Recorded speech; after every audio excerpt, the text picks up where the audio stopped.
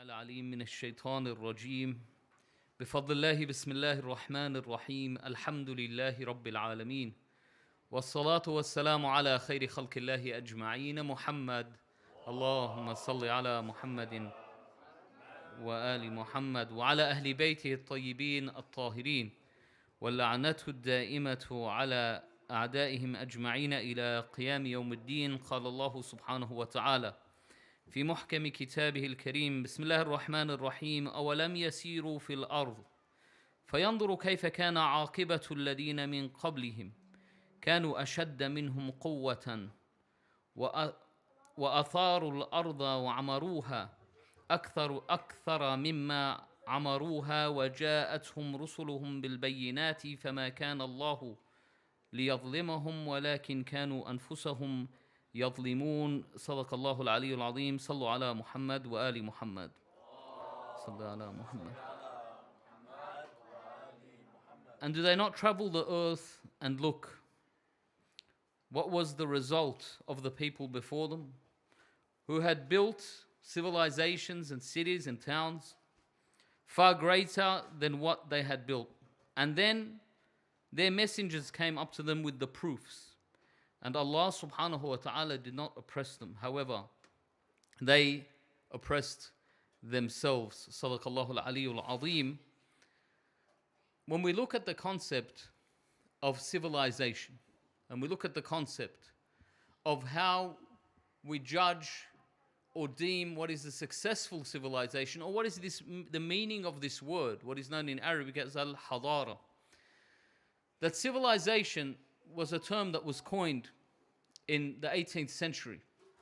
And basically they said civilization is the opposite of savagery or rudeness. That civilization was a structured system of life, as opposed to what they call culture. And culture is just systems of life that do not count as civilizations at all. And the purpose of this civilization is that they have the ability to farm, they have the ability and time to specialize in various fields, and they have the ability to advance technologically. And this is the way that civilizations were judged. However, Allah subhanahu wa ta'ala says in the Holy Quran, have a look at the ones before you who were greater in what they built and what they had done. And when you have a look at the civilizations before, and many parts of these civilizations remain, and we see the technology that they had for the time that they were living in was advanced. And whatever it is they used to live by had a degree of advancement to it. And they took over the world and they built up, and in fact some of their structures remain, and we still wonder at the beauty of the structures. Of these structures, for example, the Temple of Mars in Baalbek, you look at the pyramids that you go past, and when you see these structures, you think, subhanallah, how were they built without the current technology that we have? How did they perfect the crafts and everything that is around it? Do these things really explain to us, or do they define what civilization is? Allah subhanahu wa ta'ala says, and when their messengers were sent to them, they belied their messages. Their messengers, the ones that Allah sent, they belied them, but Allah did not oppress them, rather they oppressed themselves. What this means exactly is the idea of civilization has been misconstrued. That the definition of civilization has been misconstrued. That they try and tell us that civilization is us building rockets and reaching the moon. That civilization is having GPS, being able to transfer vast amounts of data.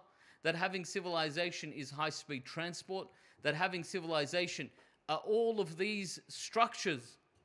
But realistically, we see these structures, but what is within these structures is decaying. What is within these structures is rotting. It's like if a person, wa alaikum salam, it's like if a person builds the most beautiful palace, and in this palace he builds many stories, and he decorates it with beautiful artwork and bricks, and it's surrounded by gardens, and it has rivers flowing, and it has fruit trees within. Like imagine the most beautiful ranch that you could imagine, the most beautiful palace with the most beautiful finishings within it, a perfection of architecture, a marvel of civilization. But the people who live within are dying. That they're there for their final moments. That the people that are within this structure are diseased and they are dying.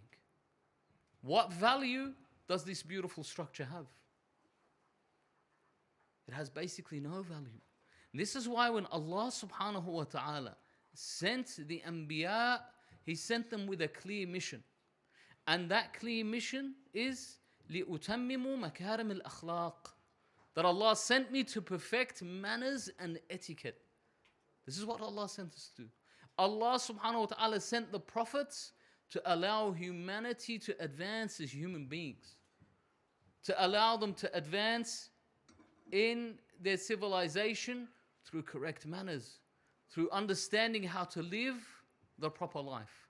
Have a look at a small glimpse of the life that we live today. You notice that everything that we are told in the media is the exact opposite of what it actually is, of what the reality is. It is in exact opposition, subhanallah.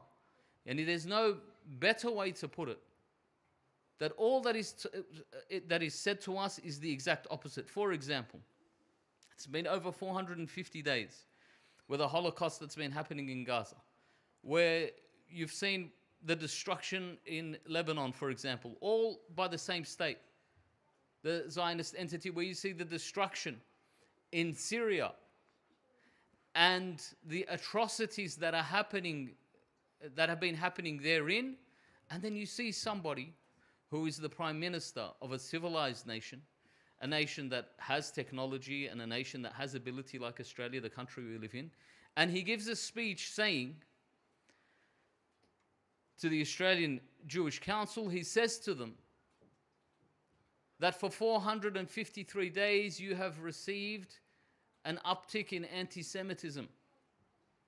And this is a problem. We need to stop this anti-Semitism. Subhanallah. It's like they look at causation. As they say, causation doesn't necessarily mean causality. Like, if someone says to you that wherever the sun shines, there's problems. Well, the solution is we must get rid of the sun. Let's blow the sun up. Just because there's problems wherever the sun shines doesn't mean the shining sun is causing the problems. In the same way, this is the way that we depict Muslims and Islam. Muslims and Islam is the only religion and the only people where you are allowed to be racist to them and it's not a problem. It's not racism. Anyone else, it's racism. But to Muslims and Islam, it's not racism. They take it as it's a light-hearted joke. Or this is something that's just acceptable. In the modern world, this is the soft racism. They allow it to pass in the way that it is. It's very similar. Subhanallah, it's very similar to the majority of Muslims who get upset when people hate the Sahaba or when people curse some of the Sahaba. That when people get upset with this and they say this is a big problem and this is the root of all the issues that we have, is people, there's been an uptick in the curse to Sahaba or to the hatred of some of the Sahaba. They don't look at, hold on a second, what causes this? What caused this? Did it just happen out of nothing? Or is it just the people referring to the actions that they did from the first one, the first zalim, to Muhammad wa al Muhammad? Allahumma salli ala Muhammadin wa ali Muhammad. To the final person or any person that feels that these actions are warranted. That the enmity to the Holy Prophet and his progeny is warranted. And this is what really needs to be looked at. But rather than them say that this is what it actually is, no. They just flip the narrative and say the problem is there's cursing of the Sahaba, full stop. The problem is there's anti-Semitism to the point where they say for example, we shouldn't say anything about the Sahaba. This is something that happened in the past. We can't talk about it. Just put it aside. And Allah subhanahu wa ta'ala will judge them on the Day of Judgment. In the same way, when you look at the concept of anti-Semitism, and there definitely has been a rise in anti-Semitism, but this is an effect of the genocide, of the Holocaust that's taking place. It got to the point where a famous Jewish author, he had an interview in the New York Times, and he said that there needs to be a law against publishing photos of dead children. He said, because I have seen that many photos of dead children every single day, it's making me hate my own people. So we need to have some sort of law where these photos can't be published. They can't be shown to people. So therefore, I don't have this sort of hatred. Subhanallah. It's something that's truly mind-boggling. But what it comes down to people that assume that civilization is based on the build-up or advancement of technology, but they leave the human being behind. And there has been some theorists that have spoken about this, but particularly in Islam. And on this night, we commemorate the martyrdom of Imam Al-Hadi alayhi salam. You see, the Imam was showing a very important point about the purpose of our existence on this earth. And this point has been shown through all of the Imams, that the purpose of our existence and the purpose of the messengers of Allah and the Imams, salamullahi alayhim, is to teach human beings to actually become civilized themselves. And this is not something that requires technology. This is not something that requires flying rockets to the moon. Is flying a rocket to the moon more important, or feeding the poor, for example?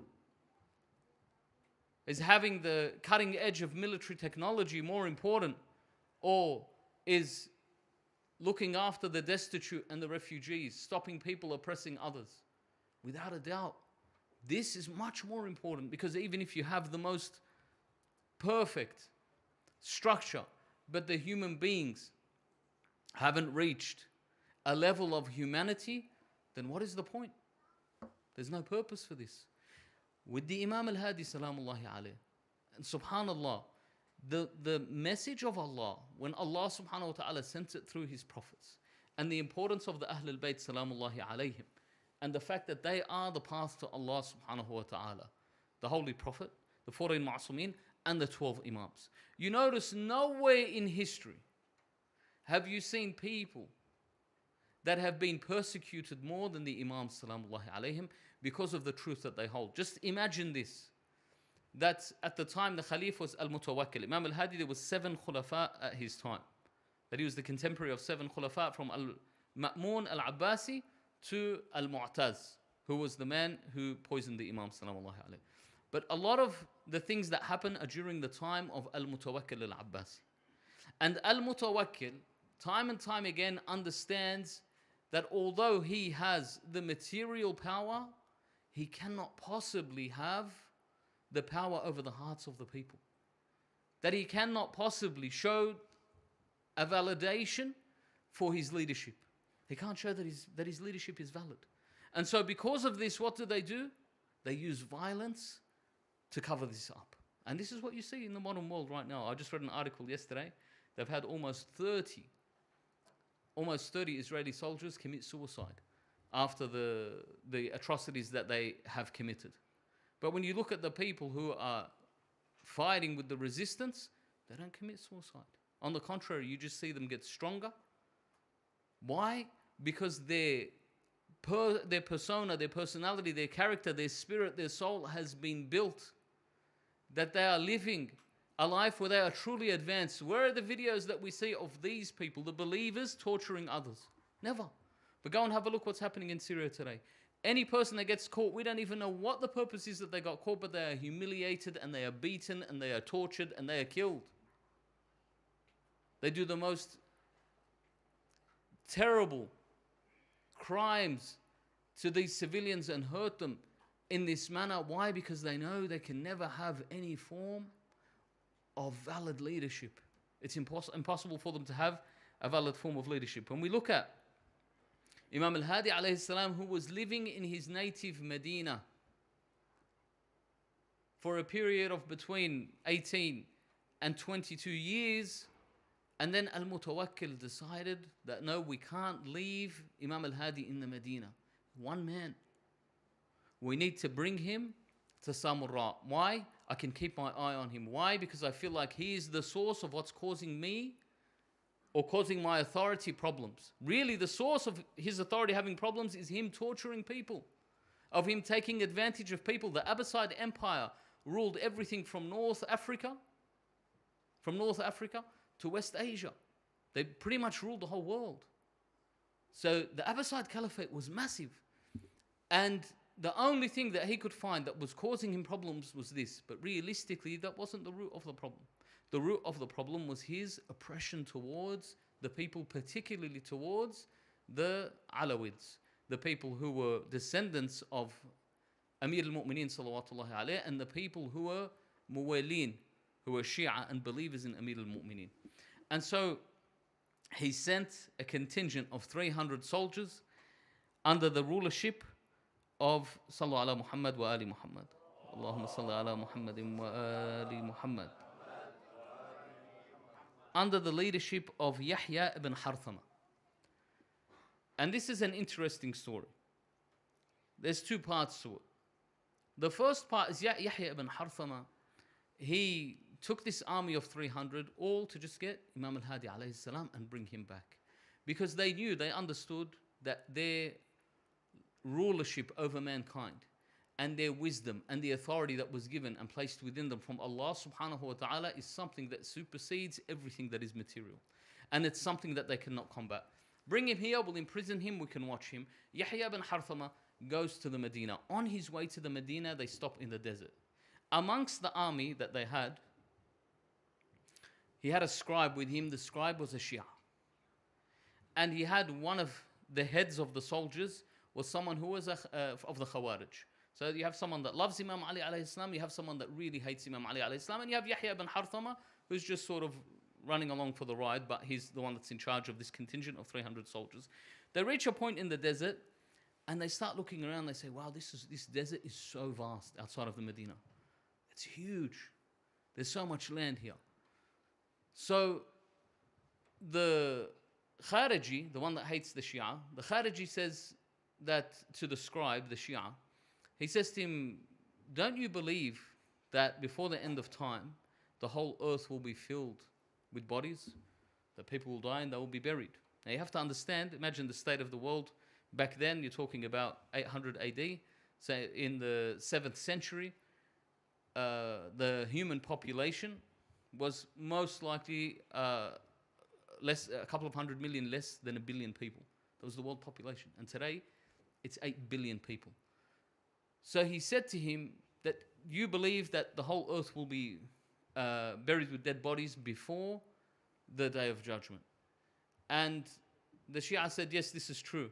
So the Khariji looks and says, how is this even possible? Look how vast this land is. There's no way it's going to be filled with bodies. And he begins to laugh.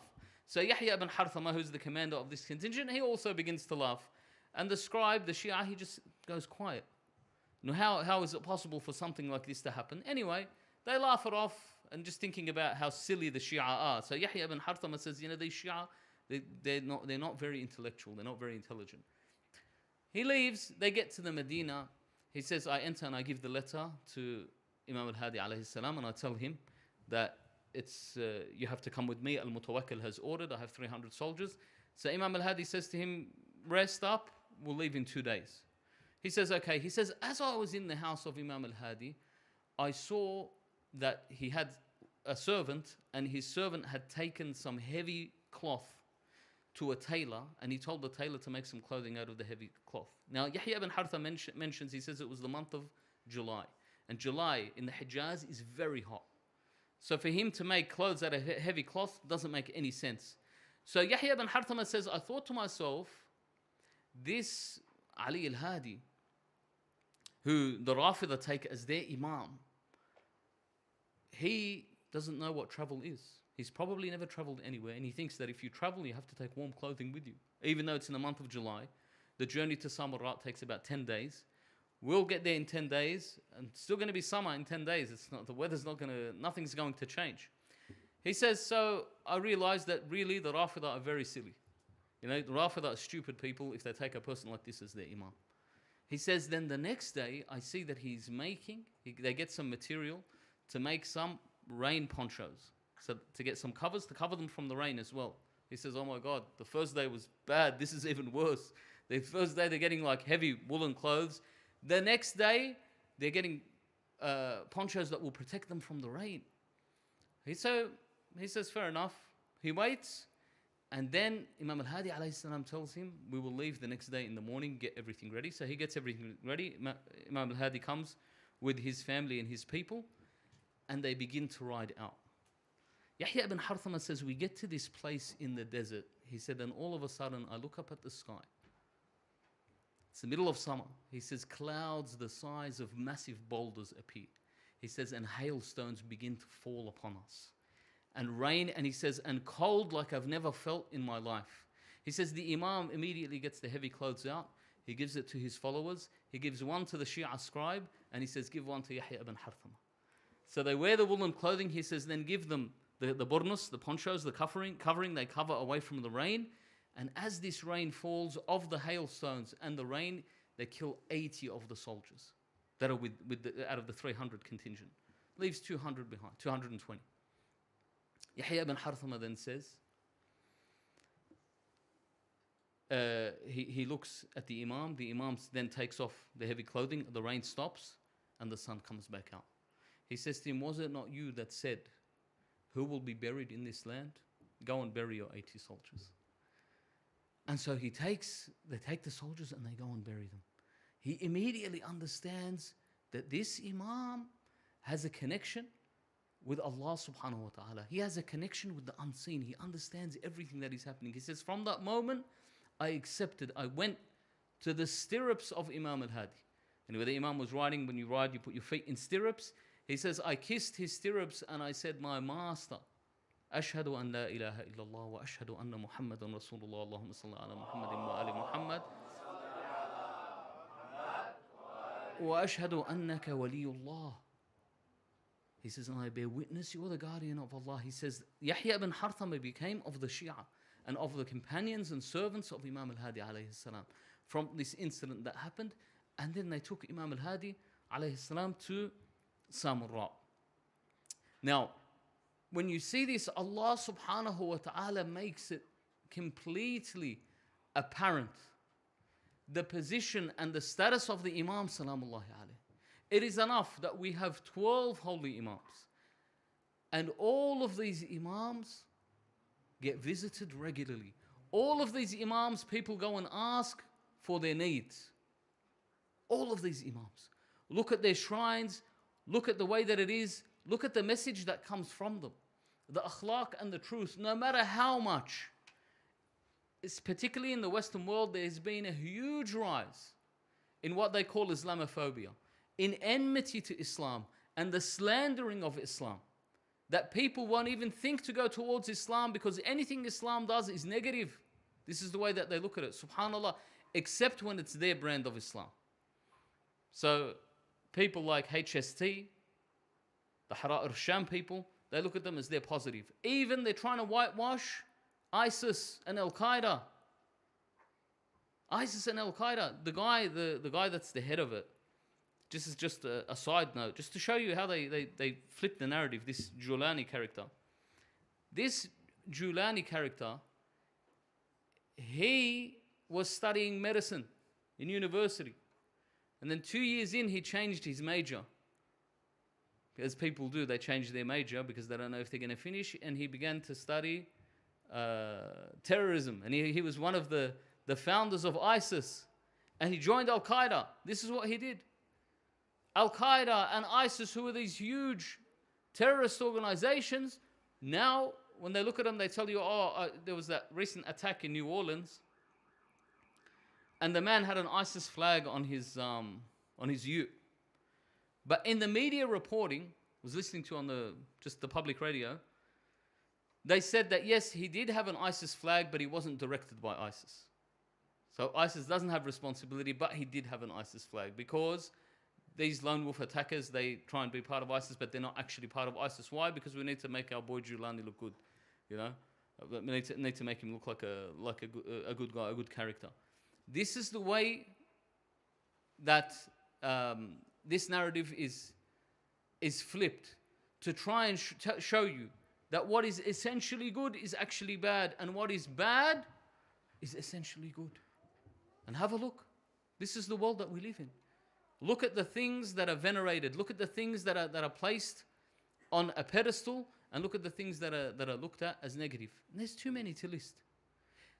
Imam Al-Hadi alayhi salam, this is what he begins to show, that even if the Imams were given the choice of taking the position of leadership or of teaching the people and advancing them, then they would teach the people and they would advance them 100%. When Imam Ali alayhi salam, when the people came and they wanted him to become the Khalif, and he was repairing his shoe, ajallakumullah, he had his sandal, he was repairing it, and they came to him and they said to him, his servant Kambar said, they've come and they want you to be in the position of leadership. Imagine someone comes up to you and says, look, we're basically offering you the top job. You're going to be in charge of the whole world. Imagine they come and they say you're going to be the president of this country. You wouldn't ask two questions, you say, sign me up. The Imam Salamullahi alayhi tells Kambar, what is the value of this sandal? If we take this sandal to the market, how much money will we get for it? Kambar says to him, my master, I'm telling you, they're coming to tell you that you should be in the position, finally, they're going to give you the position of Khalif, and you're worrying about what the value is of this sandal. Because the Imam Salamullahi alayhi is basically telling them this leadership of theirs, their validation, this world has less value than this sandal that I'm stitching. Imam Al-Hadi alayhi salam, when he's taken to Samurra, and Al-Mutawakkil can't handle the fact that Imam Al-Hadi alayhi salam has this following and has this ability, and the people come and they flock to visit Imam Al-Hadi alayhi salam. And Imam Al-Hadi, his presence wherever he is, the people understand his position, his words of wisdom echo throughout all of time. Why? Because he's Hujjatullah ala al-ard. Allah subhanahu wa ta'ala has selected him. Last week we mentioned the dua, Allahumma arifni nafsak, fa in lam tu'arifni nafsak, lam a'arif nabiyyak, right? Oh Allah, let me know yourself. If you don't let me know yourself, I will not know your prophet. Oh Allah, let me know your prophet. For if you do not let me know who your prophet is, I will not know who your hujjah is, your proof, your imam. Oh Allah, let me know who the proof is. For if you do not let me know who the hujjah is, ضَلَلْتُ عَنْ دِينِي, that I will go astray from my religion. What this means is the essence of Tawheed and Nubuwwah without knowing the hujjah is void. It's absolutely void. This is the reality. It's void. So Imam Al-Hadi alayhi salam, he's in Samurra, and every time, just look at the akhlaq, this is just a side story of Imam Al-Hadi alayhi salam. Al-Mutawakkil would have doubts about Imam Al-Hadi, thinking, oh my God, he must be putting together an army, he's going to come against me. What do I do? Him and his best friend, the Turk, Al-Fath ibn Haqqan. This is when the Turks first started to infiltrate the Abbasid Caliphate, and then ultimately they started using Turkish mercenaries to take over it. So they were together, and one day Al-Mutawakkil got very sick. So sick that the people thought he was going to die. When his mother saw this, his mother said that I think my son is going to die. There's only one way. Go to who? Ibn al-Rida, the son of Imam al-Rida. He's the grandson of Imam al-Rida, but they used to call him the son of the Rida. Imam Ali ibn Muhammad al-Hadi alayhi salam, the son of Imam al-Jumad, son of Imam al-Hadi. So they went, son of Imam al-Rida. They went to Imam al-Hadi alayhi salam. He said, tell me the symptoms. They tell him the symptoms. The Imam tells them exactly what to do. To go and get the innards of a sheep, and to cook it in a certain way, so on and so forth. She says that if he cures my son, I will give him, she done another, a vow, an amount of money. They come, they do it to Al-Mutawakkil, Mutawakkil gets cured. Subhanallah, imagine, Mutawakkil is the enemy of Imam Al-Hadi. Imam Al-Hadi still gives them whatever it is that they need, because this is what Hujjatullah does. The Hujjah of Allah, this is what he does. Al-Mutawakkil gets cured. The mother of Al-Mutawakkil, she sends 10,000 dirhams to the Imam, all of them sealed with the royal seal, or 10,000 dinars, I can't remember now. And she gives them all the royal seal, and they're taken to Imam Al-Hadi. Once they're taken to Imam Al-Hadi, Al-Mutawakkil doesn't know this. Someone tells him Imam Al-Hadi has amassed wealth and weapons, and he's going to try and overtake you. Al-Mutawakkil says, go and lay siege to their house. So they go and lay siege to the house of Imam Al-Hadi alayhi salam. When they get there, they could have knocked on the door. It's night time. Instead, they climb the roof of the Imam, and they break in and they begin to walk down. One of the soldiers that's walking down, he says, in the dark, I couldn't see anything. I got scared I might fall off the stairs or the ladder. So he says, I hear a voice, and it's Imam Al-Hadi alayhi salam. He says, stay exactly where you are until I give you a candle so you can see. Allahu Akbar. Imagine they're laying siege to his house, and he is giving them something to help so they can see. He says, search what you want to search. They come and search, and they find the sealed bags. They're still sealed. The Imam hasn't even opened them. And the Imam is wearing a woolen cloak, and he's sitting down in prayer. They say the Imam had dug a shallow grave for himself, and he would pray within that shallow grave. Salamullahi alayhi. This is of the akhlaq of the Imam. Even this was insufficient. And the famous story of Al-Askar by Imam Al-Hadi and Imam Al-Askari are known as Al-Askariyain, because they were living in Samarra. It was a garrison town. But the famous story of when Al-Mutawakkil gets together all of his army and all of his lords and all of his mercenaries in their armor and on their horses to come and show the vastness of his power and his ability to Imam Al-Hadi. Basically telling Imam Al-Hadi, don't even think about going against me. Do you understand how powerful I am? Subhanallah. The people who are bullies and lack power, this is what they do. They place people in an illusion of fear. They scare the hell out of them in any way that they can. They make up the craziest laws. They make up all sorts of things to just put so much fear into your heart. Do you remember the way we were laughing the other day about how people were acting during COVID? And some of these COVID stories where people were, doing all sorts of stuff just to gather and just to meet each other up because they were afraid. And someone said, oh, we were so silly. I said, no, we weren't silly. We were afraid. We were actually afraid. How were we afraid? Do you not remember the footage that we used to see? A guy went to fill up petrol. They beat him up and all his friends. Don't you remember? They took it to the court. The second the judge saw the footage, he threw the whole case out. Don't you remember the fences in the backyards that were kicking down to rip people out of their house? Don't you remember the guy in the shopping center that was dying on the floor? He needed assistance, so they were trying to put cuffs on him. And his wife screaming. Do you remember these images? Or did I make them up? You remember them? They placed fear into the heart of the people. This is the same thing. He comes with his army, with his soldiers, to place fear into Imam Al-Hadi alayhi salam. And so when they all enter, the Shia are afraid. Imam Al-Hadi is the same. So he calls him out. He says, call him out to me. They call out the Imam, salamullahi alayhi, and the Imam says, he says, what is this? He says, this is my army. Al-Mutawakkil says, this is my army. And Imam Al-Hadi says, would you like to see my army?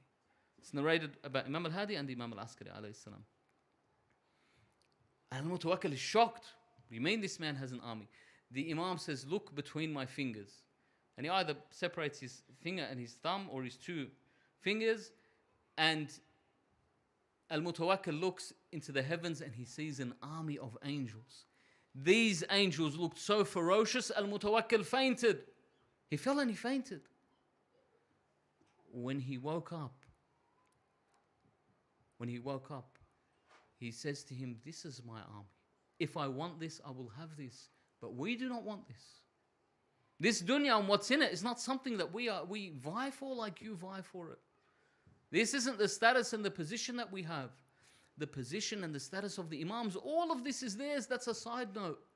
But the important part is the mission that they were sent here for.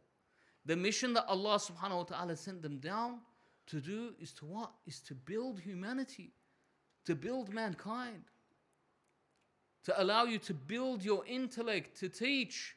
Look at the history of all of the Anbiya. This is what they did. Nabi Idris alayhi salam taught them how to stitch clothing, taught them how to weave cotton, taught them how to write and read.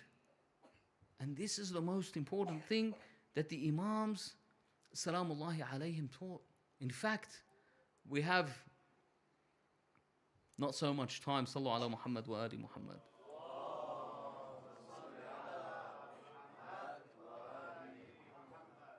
The Imams, salamullahi alayhim, within the teachings of what they have, the heritage they have left for us throughout their time, is for the benefit of all of mankind. And Imam Al-Hadi alayhi salam, on this evening when we commemorate the martyrdom, and this is what happens, he only lived for a period of 42 years. Why? Because he was poisoned. They wouldn't allow, they thought that they could go to war with Allah subhanahu wa ta'ala. Imagine this. They thought by eliminating the Imam, they eliminate the message of Allah and everything that goes through it. And clearly, as you can see, the true message of Allah subhanahu wa ta'ala cannot be eliminated. It can't be harmed, not in the slightest. The degree of growth has never been greater. And the need for the Imams has never been greater. If you have a look, do you know how much mental health cost the world globally in 2022? This is 2 years ago, 2022. $1 trillion. Everything that was mental health related cost $1 trillion. Trillion. That the issues that they have regarding this, because the problem is you're living in a sick society. You're living in a sick world. The first 3 days in 2025, 150 Palestinians were killed. 4 of them were babies that froze to death. Their parents couldn't keep them warm. I don't know, we don't even know the numbers that are coming out of Syria. We don't know the numbers of what has been hit within Yemen. Even the people living in these countries, how many shootings and stabbings and terrorist attacks and people setting themselves on fire from fireworks. Imagine you're convincing a human being in his full health to put a rocket in his mouth, subhanallah, or to put a rocket in the back of his shirt, or to put as many explosives as he can. Allahu Akbar. What sort of a world is this that we're living in? All of this. Why? Because they don't have that medicine. And that medicine is the message of Allah. That medicine is through Muhammad wa al-Muhammad. Allahumma salli ala Muhammadin wa ali Muhammad.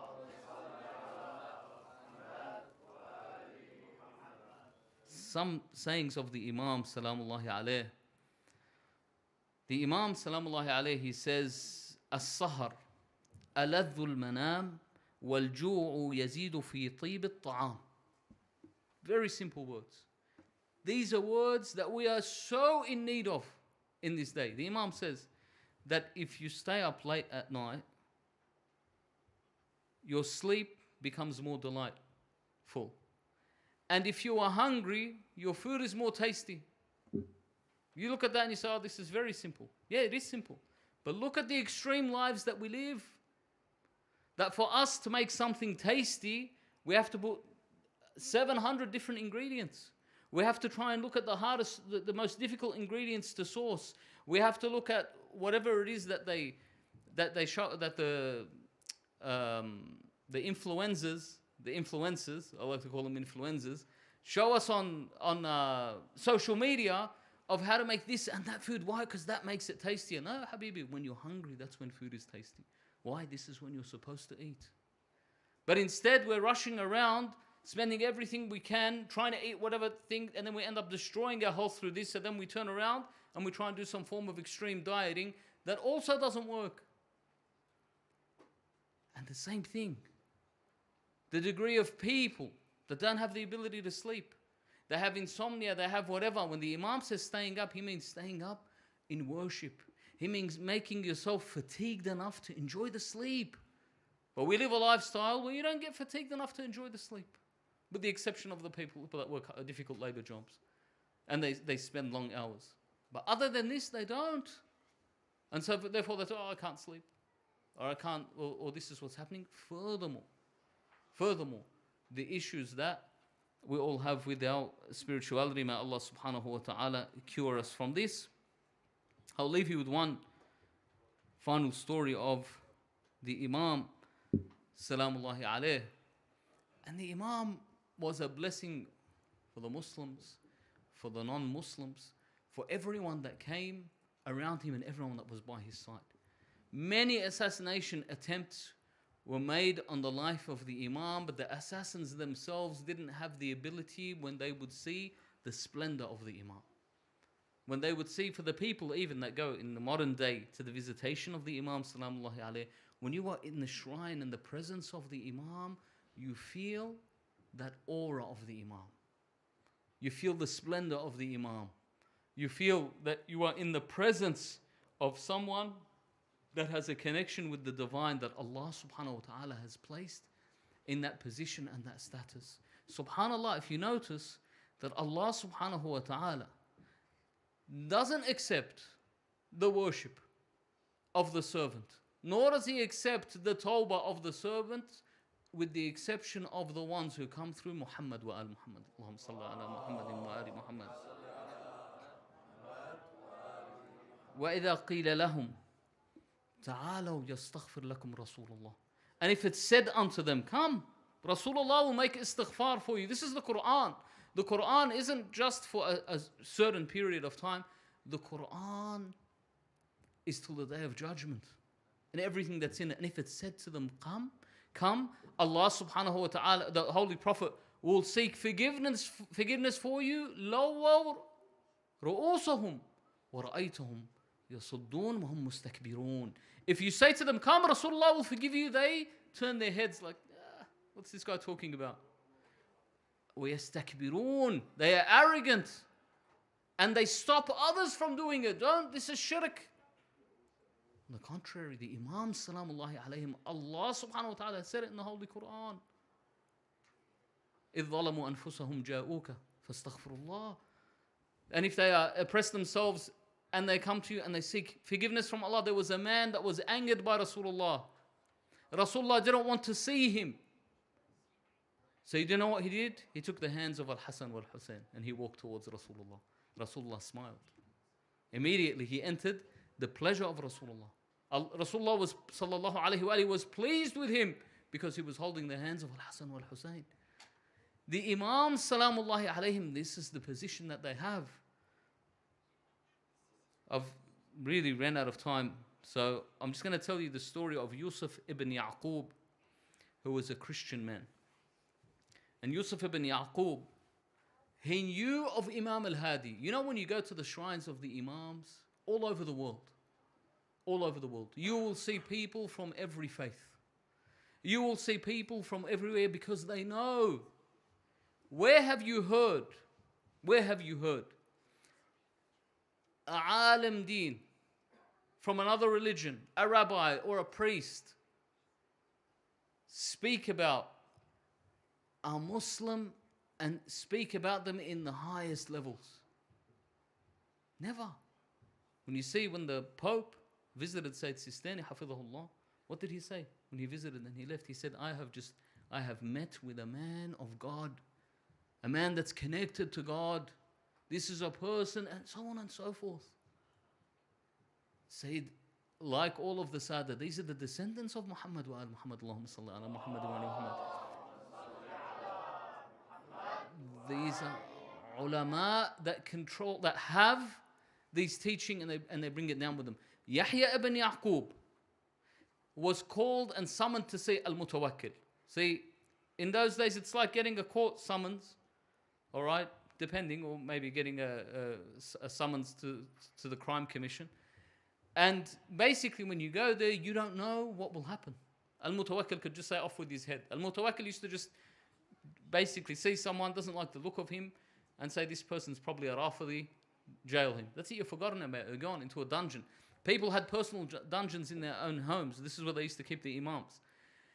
That they would place them in these dungeons or they would kill them. There was a time that if a person was a Rafidi, if they found out you were a Rafidi, your wife is automatically divorced from you. Automatic.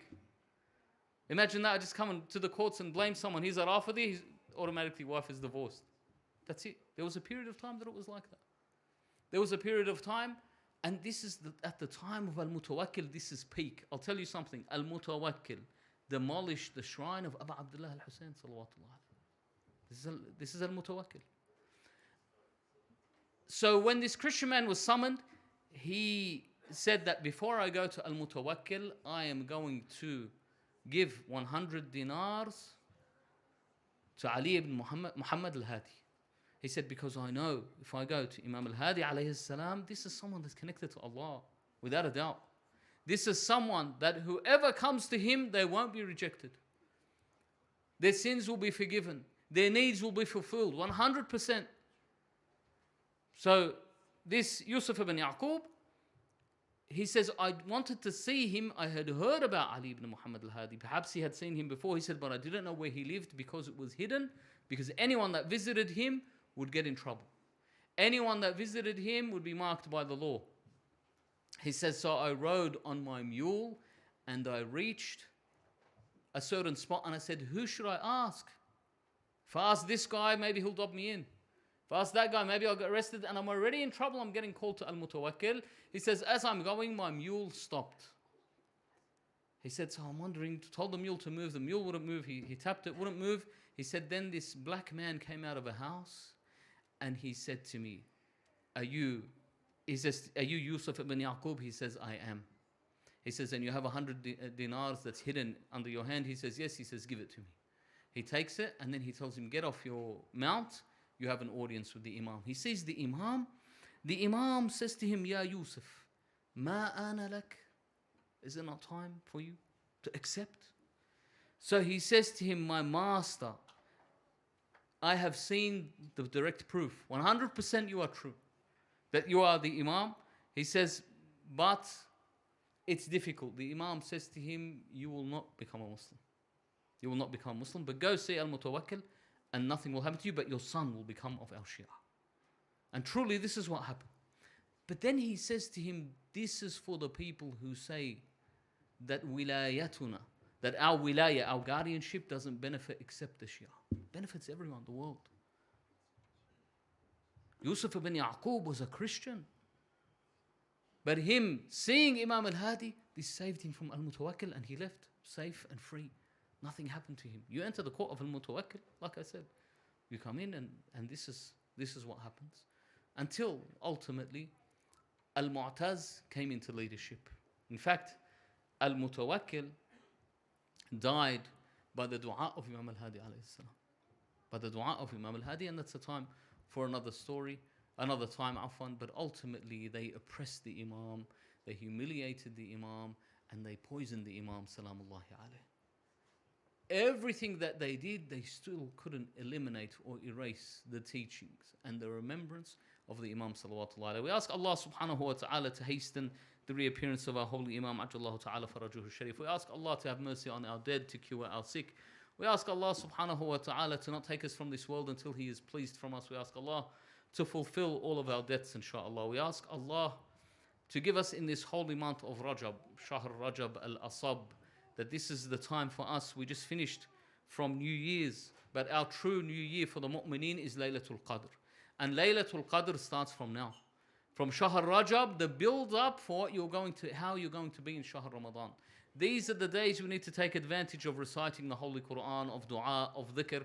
Many people on WhatsApp and on the internet have sent those check sheets that show you what tasbihat to do on a daily basis, what recitation of the Quran.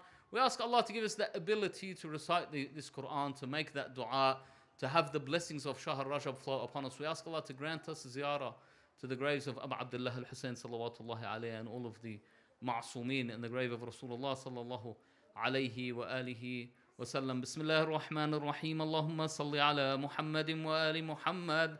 Allahumma kun liwaliyika al-Hujjat ibn al-Hasan.